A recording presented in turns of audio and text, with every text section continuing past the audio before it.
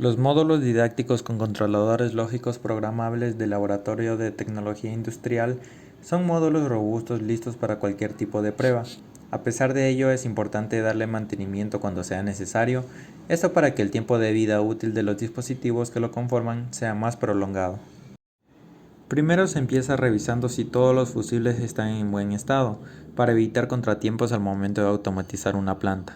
Se tienen fusibles que protegen las líneas para las salidas digitales, la fuente interna de 24 voltios del PLC, la pantalla o interfaz humano-máquina, la fuente de 24 voltios y las entradas analógicas. Posteriormente, se debe verificar si existen sonidos extraños dentro de los módulos, teniendo en cuenta que al momento de encender cada unidad didáctica, lo único que deberían sonar son los ventiladores. Caso contrario, es importante realizar una inspección para encontrar el problema. A partir de eso, se debe revisar el estado de los gabinetes, es decir, al momento de energizar y accionar cada unidad con el interruptor principal, se debe verificar que todos los elementos y dispositivos que lo conforman enciendan correctamente, empezando con el funcionamiento de los ventiladores y de la fuente de 24 voltios, siguiendo con el encendido de las luces piloto tanto del módulo como de la pantalla HMI, ya que funcionan independientemente cada uno con su interruptor. A continuación, observar el encendido de las luces indicadoras de los módulos de expansión y del PLC, que afirman el funcionamiento de los mismos.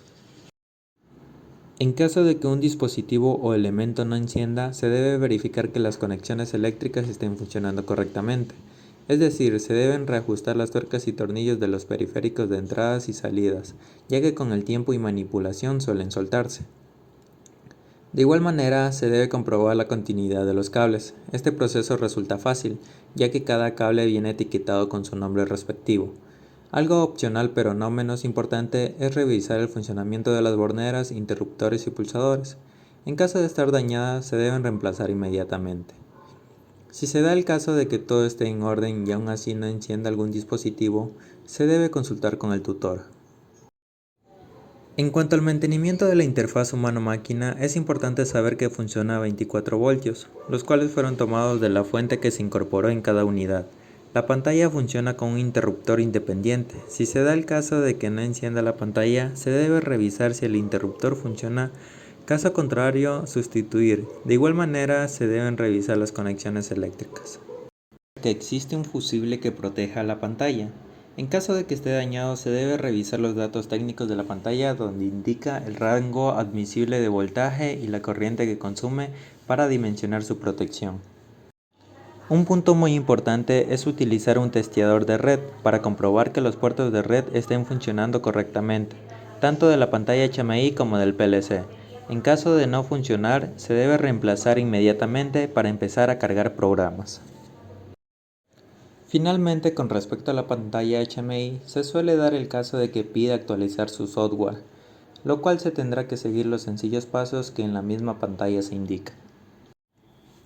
En cuanto a las entradas analógicas, es importante revisar la hoja de datos del módulo SM1234 para tener en cuenta el límite de corriente y voltaje que éste soporta.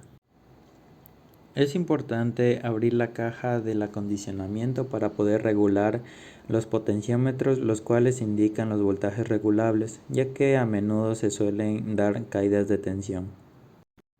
Como punto final respecto al mantenimiento de los módulos, es importante realizar limpiezas periódicas dentro de los mismos, esto para evitar la acumulación de polvo y basura. No se deben introducir objetos en los ventiladores para impedir su funcionamiento. De igual manera, se debe evitar agitar o golpear los módulos para evitar abolladuras.